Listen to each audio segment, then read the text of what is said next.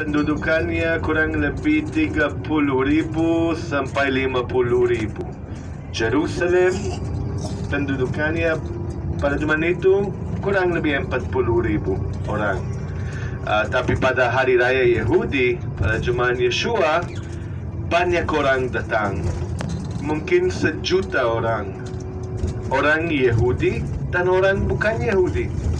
Tidak ada tempat di mana mereka bisa tinggal di dalam kota, jadi mereka tinggal di atas gunung-gunung di sekelilingnya.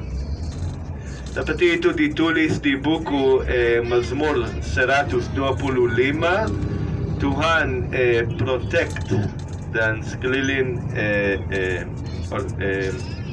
orang-orangnya seperti gunung-gunung protect dan around sekelilingnya kota Yerusalem. Kita percaya orang dari Galilea tinggal di atas Bukit Zaitun, tapi tidak terlalu dekat ke kuburan-kuburan Yahudi karena itu impure, tidak bersih.